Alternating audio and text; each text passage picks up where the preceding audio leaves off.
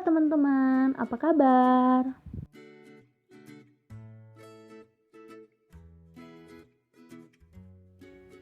Hari ini kita akan membahas salah satu materi dari manajemen operasi, yaitu forecasting atau peramalan. Nah, tujuan pembelajaran kita hari ini adalah yang pertama, mengetahui elemen apa saja dari suatu forecast yang baik. Yang kedua, mengetahui langkah-langkah forecasting. Yang ketiga, mengetahui perbedaan dari pendekatan kualitatif dan kuantitatif. Yang keempat, mengetahui metode apa saja dalam forecasting. Dan yang terakhir, mengetahui cara mengevaluasi dan mengontrol forecast.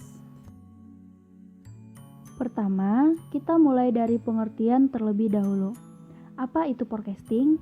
Forecasting adalah seni dan ilmu untuk memperkirakan suatu variabel seperti jumlah permintaan di masa yang akan datang. Lalu apa tujuan dari forecasting? Yang pertama, sebagai dasar pengambilan suatu keputusan. Yang kedua, sebagai antisipasi delay dalam kebijakan perusahaan. Dalam penetapan kebijakan perusahaan dan pengimplementasiannya terdapat renggang waktu atau delay. Forecasting diperlukan untuk memperkirakan dan mengantisipasi delay tersebut. Yang ketiga, sebagai pengkaji kebijakan perusahaan. Use for others. Forecasting juga berperan penting bagi departemen lain. Pada bagian finance, forecasting berperan pada arus kas dan pendanaan, lalu sebagai estimasi biaya dan profit. Pada bagian human resource, forecasting berperan dalam menentukan berapa banyak orang yang akan direkrut dan berapa banyak orang yang akan di-training, serta berapa lama waktu yang dibutuhkan dalam training. Pada bagian marketing, forecasting berperan dalam penentuan harga, cara promosi, dan penentuan strategi.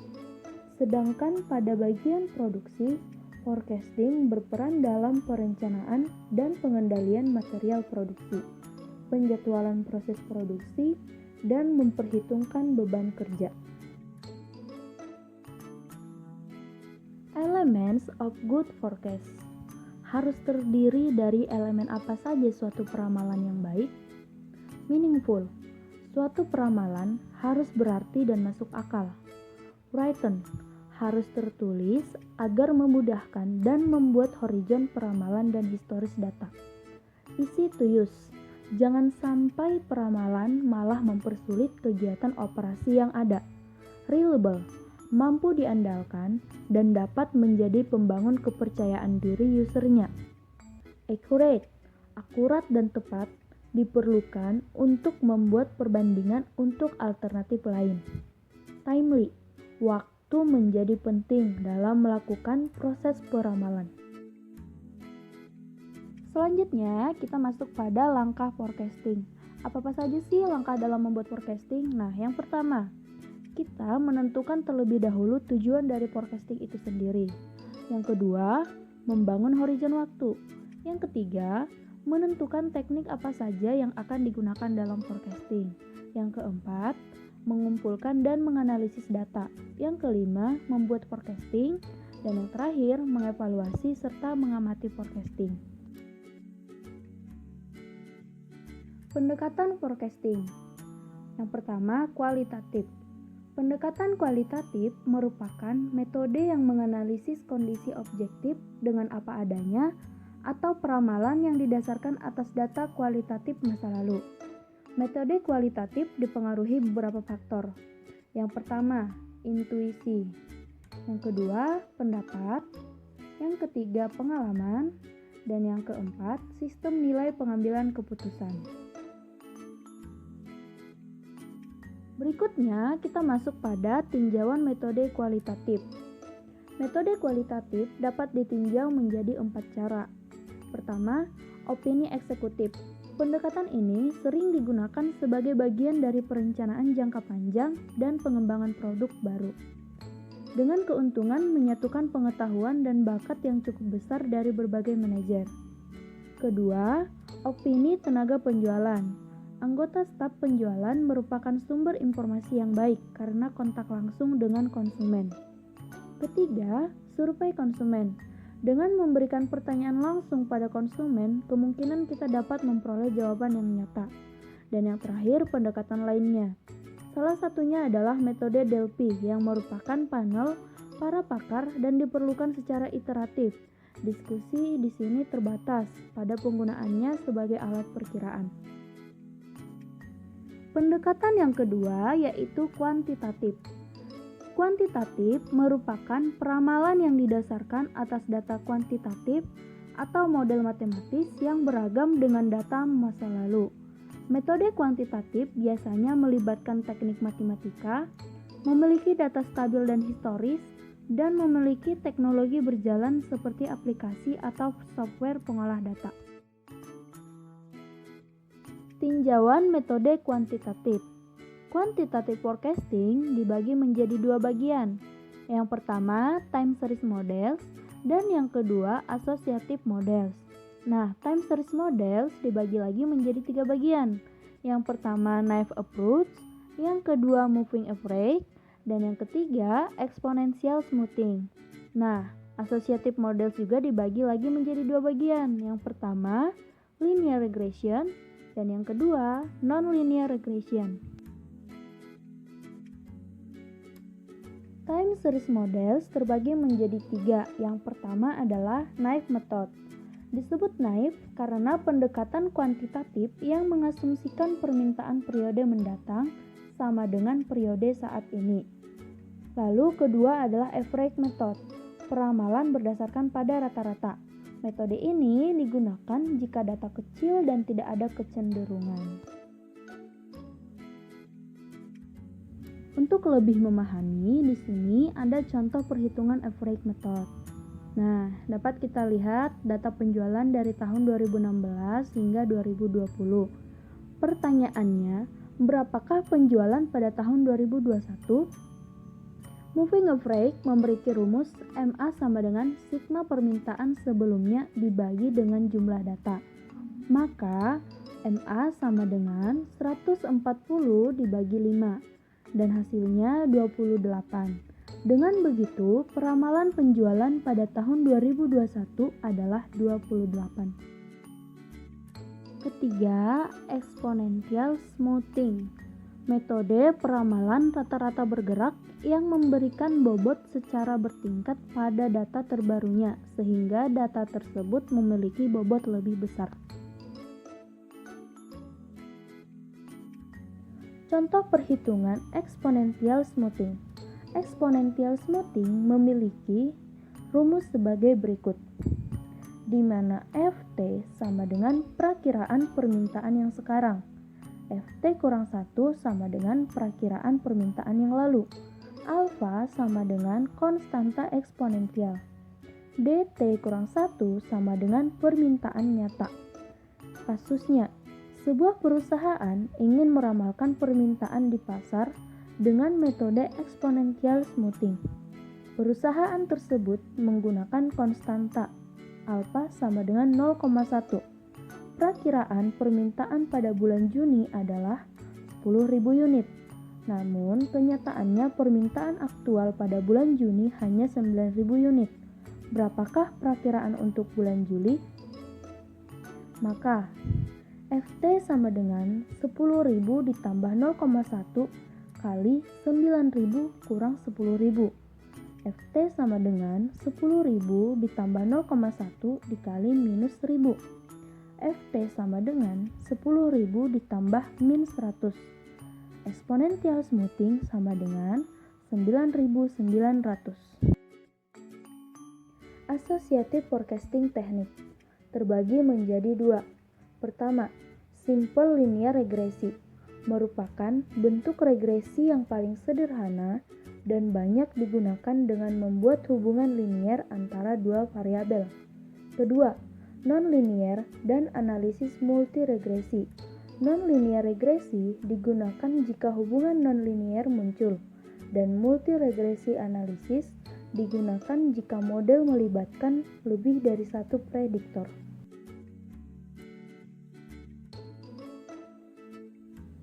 Salah satu metode linear regresi adalah least square method. Digunakan untuk peramalan dengan garis tren linear, mengasumsikan hubungan antara respon variabel atau Y dan waktu atau X.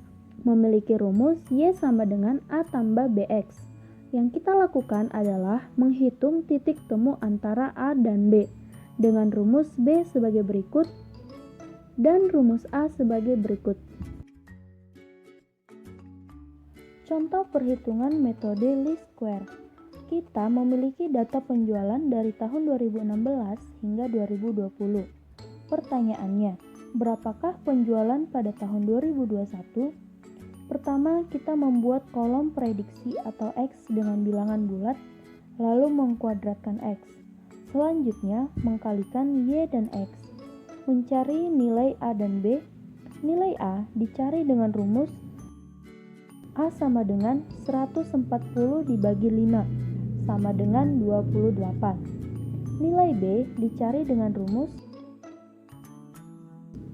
B sama dengan 35 dibagi 10 sama dengan 3,5. Lalu tinggal dimasukkan ke dalam rumus. Maka Y sama dengan 28 ditambah 3,5 kali 3. Y sama dengan 38,5. Maka peramalan penjualan pada tahun 2021 adalah 38,5. Monitoring the forecast. Memonitor peramalan. Mengapa peramalan perlu dimonitor?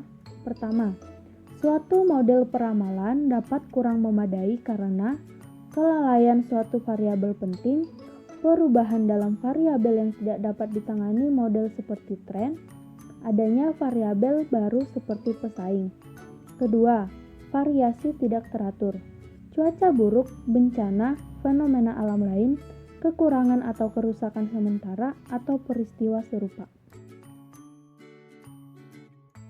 Ketiga, kesalahan. Teknik yang digunakan tidaklah benar, atau biasanya salah penafsiran atau perhitungan. Keempat, variasi acak. Dalam peramalan, selalu ada variasi acak walau semua variabel telah diperhitungkan.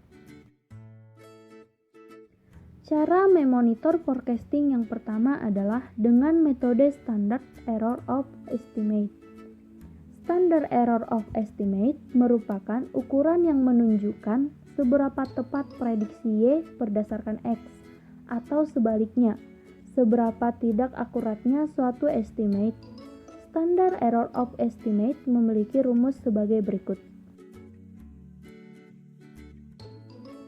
Contoh perhitungan Standard Error of Estimate.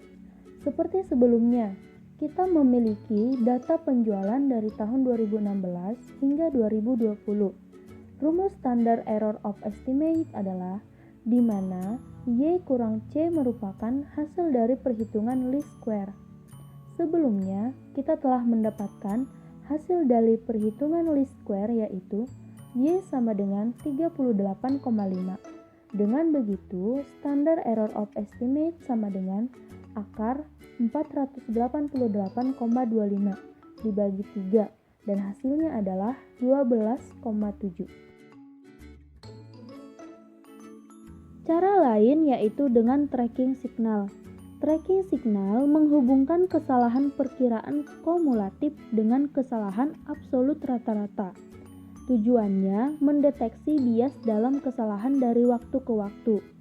Bila nilai aktual permintaan lebih besar dari lamaran, maka tracking signal tersebut dikatakan positif. Tracking signal memiliki rumus sebagai berikut. Contoh perhitungan tracking signal. Kita memiliki data aktual dan forecast dalam 5 periode. Pertama, kita harus menghitung moving average terlebih dahulu. Moving average aktual sama dengan 217,8 dan moving average forecast sama dengan 213,2.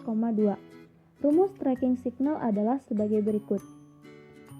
Maka, hasil perhitungan tracking signal aktual adalah 5 dan hasil perhitungan tracking signal forecast adalah 5. Dengan begitu, hasil aktual dan forecast adalah seimbang atau netral. Hal yang perlu diperhatikan dalam memilih teknik forecasting. Suatu teknik tidak dapat bekerja pada semua situasi. Contohnya, metode least square bisa saja bekerja pada peramalan A, namun tidak dapat bekerja pada peramalan B. Dua hal yang paling penting yaitu cost atau biaya dan akurasi. Ketersediaan faktor lain seperti historical data, sistem data berpengaruh sebagai perbandingan, dan data yang akan digunakan peramalan selanjutnya. Computers, tidak semua peramalan dapat dihitung begitu saja. Terkadang diperlukan beberapa aplikasi atau software pengolah data. Waktu untuk mengumpulkan dan menganalisis data. Jangan sampai waktu pengumpulan dan menganalisis data terlalu lama. Dan yang terakhir adalah forecast horizon. Demikianlah materi kita hari ini. Terima kasih teman-teman sudah menonton. Sampai jumpa dengan materi lainnya ya. Semoga video dan pembelajaran ini bermanfaat buat kita semua.